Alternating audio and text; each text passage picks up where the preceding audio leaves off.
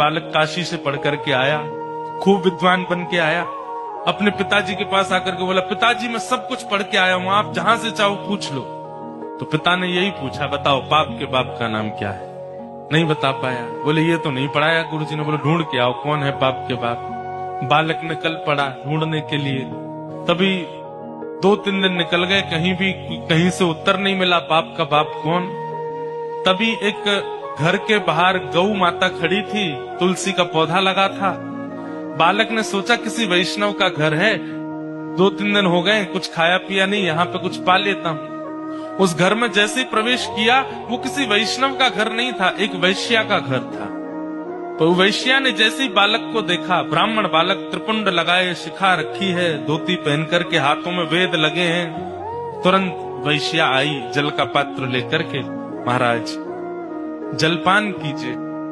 तो ब्राह्मण ने तुरंत जल लिया, पान किया, पान करके बोली, ये घर मुझे लगता है किसी वैष्णव का है, गोबर का चौका लगा है, बाहर गैया है, तुलसी का पौधा है, आप निश्चित ही कोई वैष्णव हैं। वैश्या बोली, वैष्णव का तो नहीं पता मैं हूं कि नहीं, पर मैं एक नगर वैश्या हूं। जैसे ही कहा नगर वैश्या, ब्राह्मण बालक तो तुरंत बाहर गया, वमन करने लगा, अपने पेट में हाथ लगाने लगा, पानी निकालने लगा बाहर। वैश्या बोली, क्या कर रहे हैं आप? बोले, पाप का बाप ढूंढने निकला था, वो तो मिला नहीं, तुम्हारे घर पर आके जल पी लिया, पाप और कर दिया मैंने।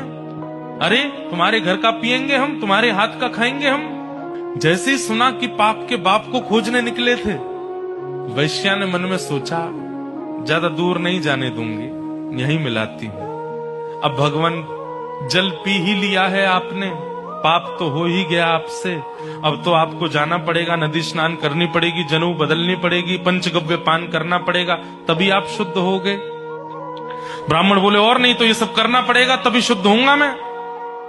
तो जब पाप हो ही गया है तो थोड़ा और कर लीजिए। बोले मतलब? बोले पानी पिया है, प्रसाद भी पा लीजिए मेरे घर का, एक साथ कर लीजिएगा प्रायश्चित उसका। ब्राह्मण बालक तो लाल वर्ण का हो गया उसका चेहरा, तुम कह कैसे सकती हो मुझसे, मैं तुम्हारे घर का भोजन करूंगा। वैश्या बोली, कितने दिन हो गए आपको घर से निकले? बोले 3 दिन हो गए। कुछ पाया? बोले नहीं पाया।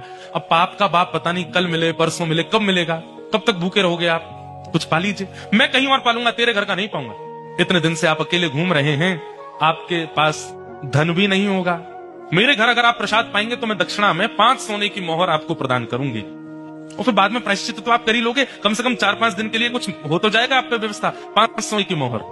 बालक ने कहा, 5 सोने की मोहर ठीक है, मैं पा तो लूंगा, लेकिन मैं अपने हाथ से बनाऊंगा, तुम्हारे हाथ से बना हुआ नहीं पाऊंगा।